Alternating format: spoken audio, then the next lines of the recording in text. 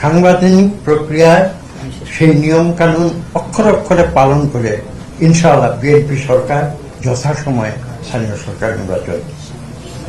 আমাদের মাননীয় প্রধানমন্ত্রীকে আন্তরিক কৃতজ্ঞতা জ্ঞাপন করি। তিনি এই গুরুদায়িত্ব আমার উপরে অর্পণ করেছেন। গুরুদায়িত্ব বলছি এই কারণে যে বাংলাদেশের প্রায় 40টির বেশি, প্রায় 50টির মতো মন্ত্রণালয় রয়েছে, কিন্তু এই স্থানীয় সরকার এবং পল্লী উন্নয়ন যে মন্ত্রণালয়, সেটা কিন্তু একটি ব্যতিক্রম ধর্মীয় মন্ত্রণালয়। বিভিন্ন মন্ত্রণালয় বিভিন্ন কাজ করে, কিন্তু সরকারের যে মূল যে উদ্দেশ্য জনগণের সেবা করা, সেই জনগণের সেবা করার জন্য কিন্তু বাংলাদেশের 40টি বা 50টি যে মন্ত্রণালয় রয়েছে, তার মধ্যে এই একটি মন্ত্রণালয় কিন্তু অগ্রগণ্য, এবং এটি কিন্তু জনগণের সঙ্গে সরাসরি কাজ করে থাকে প্রতিদিন, বছরে 365 দিন। কেননা স্থানীয় সরকার যে গণতান্ত্রিক যে ব্যবস্থা, তার মধ্যে স্থানীয় সরকার হচ্ছে একটি গুরুত্বপূর্ণ অঙ্গ, এবং সেই অঙ্গটি যদি সঠিক থাকে তাহলে কিন্তু পুরো দেহটি সঠিক থাকে। অর্থাৎ আমি বিশ্বাস করি যে বাংলাদেশের 50টি মন্ত্রণালয়ের মধ্যে স্থানীয় সরকার মন্ত্রণালয় যদি সঠিকভাবে কাজ করে, জনগণের সঙ্গে যে সেবা, সেই সেবা যদি সঠিকভাবে দেয়, তাহলে কিন্তু পুরো বাংলাদেশ ঠিক থাকবে, পুরো সরকার ঠিক থাকবে। এবং সেই উদ্দেশ্য নিয়ে কিন্তু আজকে আমরা এই গুরুদায়িত্ব গ্রহণ করেছি। আমাদের সঙ্গে রয়েছেন আমাদের মাননীয় প্রতিমন্ত্রী, যার প্রত্যক্ষ অভিজ্ঞতা রয়েছে স্থানীয় সরকারের কাজ করার, এবং সেই অভিজ্ঞতা নিয়ে কিন্তু তিনি আজকে এই মন্ত্রণালয়ে এসেছেন, এবং আমি বিশ্বাস করি তার সেই অভিজ্ঞতা থেকে আমিও অনেক কিছু শিখতে পারব। এবং আজকে আপনারা যারা রয়েছেন এখানে, আপনাদের প্রত্যেকের প্রতি আমার একটি মাত্র অনুরোধ, সেই অনুরোধ হচ্ছে এই, আমি জানেন আপনারা, আমি খোলাখুলি কথা বলি, এবং যেটা আমি সঠিক মনে করি আমি সেটাই বলি, আমি সেই হিসেবে বলছি। আমার বক্তব্যটি হচ্ছে এই, যে সরকার অত্যন্ত ক্ষমতাশালী। এই ক্ষমতাটা কোথা থেকে আসে? এই ক্ষমতাটা কিন্তু জনগণের কাছ থেকে আসে। কিভাবে আসে? নির্বাচন প্রক্রিয়ার ভিতর দিয়ে আসে। দেশের মানুষ যাদেরকে সর্বোচ্চ ভোট দেয়, যাদেরকে সর্বোচ্চ ভোট দিবে, তারাই কিন্তু সরকার পরিচালনা করবে, অন্য কেউ নয়। এবং আমি মাননীয় প্রধানমন্ত্রীকে কিন্তু এই কথাও বলেছি যে আপনার যে শক্তি, আপনার শক্তি এই কারণে যে বাংলাদেশের কোটি কোটি মানুষ কিন্তু আপনাকে ভোট দিয়ে আপনাকে সেই শক্তি দিয়েছে, এবং সেই শক্তির বলে বলিয়ান হয়ে কিন্তু আজকে আপনি বাংলাদেশকে নতুন করে গড়ে তুলেছেন। এবং তার রাজনীতির যে বৈশিষ্ট্য, আমি সেটা অতীতেও বলেছি, আজকে আবার বলবো, সেটা হচ্ছে যে তিনি সম্ভবত বাংলাদেশের সর্বপ্রথম তৃণমূলের রাজনীতির প্রবর্তন করেছেন। এবং কেন আমি কথাটি বলছি, এই মন্ত্রণালয়ে কিন্তু তৃণমূলের সঙ্গে কাজ করে, এবং তার সেই আদর্শ, তার যে কর্মপদ্ধতি, সেটাকে অনুসরণ করে আমরা এই মন্ত্রণালয়কে যখন জনগণের কাছে সঠিকভাবে পৌঁছে দিতে পারবো, আমাদের সেবা যখন জনগণের কাছে সঠিকভাবে পৌঁছে দিতে পারবো, আমি বিশ্বাস করি সেদিন আমরা সফল, এবং আমাদের সরকার সফল হবে, আমাদের প্রধানমন্ত্রী সেদিন সফল। আমি বক্তব্য খুব দীর্ঘ করব না, আমি যে কথাগুলো মেসেজটা যেটা দেওয়া দরকার আমি বিশ্বাস করি সেটা আপনাদের দিয়েছি। সঙ্গে আরেকটি কথা শুধু যোগ করব, অত্যন্ত আমি ব্যক্তিগতভাবে মনে করি অত্যন্ত গুরুত্বপূর্ণ। সরকার কিন্তু দেশের কোটি কোটি মানুষের সেবা করে, সবার সেবা করে, সবার প্রতিনিধিত্ব করে, কিন্তু তারপরেও একটি বিশেষত্ব যেটা আমার জীবনের রাজনীতির ছোট অভিজ্ঞতা থেকে আমি যেটা লক্ষ্য করেছি, সেটা হচ্ছে এই, যে সরকার সব মানুষের সেবা করবে, এটা সত্যি, কিন্তু আমাদের মূল লক্ষ্য থাকবে কিন্তু সমাজের ভাগ্যাহত, দরিদ্র, যারা আন্ডার প্রিভিলেজ, আমাদের তারা হবে প্রায়োরিটি।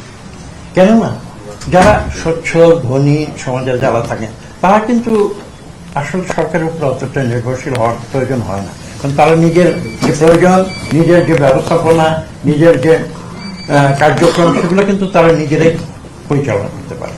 কিন্তু যারা দরিদ্র মানুষ, দেখেন বাংলাদেশে কাগজে কলমে হিসাব করলে শতকরা 40% মানুষ কিন্তু এখনো একভাবে না অন্যভাবে দারিদ্র্য সীমার নিচে বসবাস করছে। আমরা এক পর্যায়ে এটাকে অনেক নামিয়ে নিয়ে এসেছিলাম, কিন্তু আবার বিগত 17 বছরের যে অব্যবস্থাপনা, আপনারা দেখেছেন একটা ফ্যাসিবাদ সরকার, একটা অলিগার্কিক সরকার কিভাবে সে একটু ধনী শ্রেণীকে প্রথা প্রবর্তন করেছেন। তিনি কৃষক কার্ডের কথা প্রবর্তন করেছেন। কাজেই এই কথাটি আমি এই মন্ত্রণালয় শুধু নয়, আমি দেশবাসীর উদ্দেশ্যে আমি এই আজকে যে সুযোগটি আমি পেয়েছি তার মাধ্যমে বলতে চাই যে আমরা সরকার হিসেবে আমি নিজে ব্যক্তিগতভাবে বিশ্বাস করি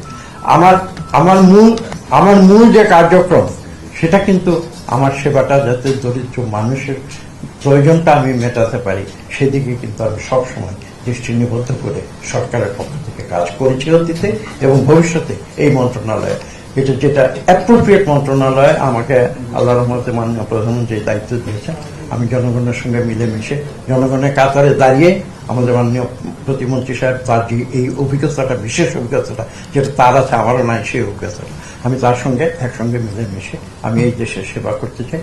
সাংবিধানিক প্রক্রিয়ায় সেই নিয়ম কানুন অক্ষরে অক্ষরে পালন করে ইনশাআল্লাহ বিএনপি সরকার যথাসময়ে স্থানীয় সরকার নির্বাচন। আমার কোনো আলাদা টার্গেট নেই, এটা আমার টার্গেট নয়, এটা হচ্ছে আমি যে কথা বলেছি, এটা হচ্ছে আমাদের জনগণের সরকার, আমরা জনগণের ম্যান্ডেট নিয়ে সরকার গঠন করেছি এবং এটা আমাদের সরকারের টার্গেট। এবং এটা বুঝতে হবে একটি গণতান্ত্রিক প্রক্রিয়ায় এখানে দুঃখের সঙ্গে বলতে হয় যে আপনারা বিগত নির্বাচনগুলো দেখেছেন, এমনকি আমি বলবো 2008-এর নির্বাচন, 2014 নির্বাচন, 2024। আমি আট কিন্তু বিশেষ করে বলছি 2008, 14 এবং 18 এবং 24 এই 4টি নির্বাচন আসলে সেটা জনগণের ইচ্ছা প্রতিফলিত করে নাই। এবং দীর্ঘদিন পরে আমরা সৌভাগ্যবান যে 2026-এর 12 ফেব্রুয়ারির নির্বাচনে সত্যিকার অর্থে জনগণের প্রতিনিধি হিসেবে আমরা আজকে আপনাদের সামনে আছি। যে সেই কারণে আপনার সেই প্রশ্নের উত্তর যে জনগণের যে ইচ্ছা তার প্রতিফলন হিসাবে আপনি 1 বছর তো দীর্ঘ সময়, আমি বলেছি যে সংবিধানের নিয়ম কানুন মেনে আমাদের সরকারের যে পলিসি রয়েছে সেই পলিসি অনুযায়ী এবং জনগণের ইচ্ছার প্রতিফলন ঘটানোর জন্যই আমরা এদেশে যে কয়েকটি নির্বাচন, আপনি সিটি কর্পোরেশন বলেছেন, শুধু সিটি কর্পোরেশন নয়, এখানে বিভিন্ন স্তরে নির্বাচন রয়েছে, 5টা স্তরে এখানে নির্বাচন, প্রত্যেকটি স্তরের নির্বাচন হবে এবং সত্যিকার অর্থে জনগণের প্রতিনিধিরা সেই নির্বাচনে নির্বাচিত হোক, এটাই আমাদের প্রত্যাশা। আপনারা জানেন যে ইংরেজিতে একটা কথা আছে, এটাকে বলে division of labour. Division of labour মানে কি, সরকার পরিচালনায় অথবা সমাজে বিভিন্ন স্তরে বিভিন্ন লোক কাজ করে, একজন মানুষ কিন্তু সব কাজ করে না। কাজে আপনি যে কাজটির কথা বলেছেন সেই কাজটি করার দায়িত্ব আমাদের রয়েছে, এটা আমি না করছি না, কিন্তু এই কাজটি করার সরাসরি দায়িত্ব কিন্তু আমার নয় বা আমাদের এই মন্ত্রণালয়ের নয়। কাজে এটা যে প্রক্রিয়া হয় সেই প্রক্রিয়া ইতিমধ্যে চালু হয়েছে। আপনারা জানেন যে দুর্নীতি দমন কমিশন নতুন করে গঠিত হয়েছে। কাজে এটা যার যার দায়িত্ব সে পালন করবে। আমরা শুধু আপনি যে প্রশ্ন করেছেন অন্যায় হয়েছে, অনিয়ম হয়েছে, দুর্নীতি, শুধু এখানে এই মন্ত্রণালয়ের বিষয় নয়, সমস্ত সরকার, আমি দুঃখের সঙ্গে বলতে বাধ্য হচ্ছি, আমি জানি না যে বাংলাদেশ দূরের কথা, ইভেন দুনিয়ার অন্য দেশও এই অল্প সময়ের ভিতরে এত বৃহৎ পরিমাণ দুর্নীতি অন্য কোনো সরকার হয়েছে কিনা আমার জানা নেই। কাজে এগুলোর যথাযথ প্রক্রিয়ার যে এজেন্সিগুলো রয়েছে যার যার দায়িত্ব তারা সঠিকভাবে পালন করে প্রত্যেককে জবাবদিহি করতে হবে। এখানে আমাদের মাননীয় প্রধানমন্ত্রী একটি কথা স্পষ্ট করে দিয়েছেন, আমরা প্রতিশোধের রাজনীতি করি না, কিন্তু আমরা আইনের রাজনীতি করি। কাজে আশা করি আপনার প্রশ্নের উত্তর, আপনার প্রশ্নের আমি কি সবার সামনে উত্তর দিব, আপনি মনে কষ্ট পাবেন না। আপনি বলেছেন যে ইন্টারিম গভর্নমেন্টের সময় যারা জনপ্রতিনিধি ছিল তারা কি সত্যি জনপ্রতিনিধি ছিল? তারা কি সত্যিকার কোন নির্বাচনে নির্বাচিত হয়েছিল, নাকি দিনের ভোট রাতের নির্বাচনে হয়েছিল, নাকি ভুয়া ভোটে হয়েছিল, নাকি ভুয়া ব্যালটে হয়েছিল, নাকি ডিসিএসপিদের কারণে নির্বাচিত হয়েছিল? আচ্ছা, আপনার প্রশ্নের উত্তর আশা করি আপনি পেয়ে গেছেন। আমরা চাই সত্যিকার অর্থে, আমরা গণতন্ত্রে বিশ্বাস করি। আমি এখানে একটি কথা বলছি, কিছু মনে করবেন না।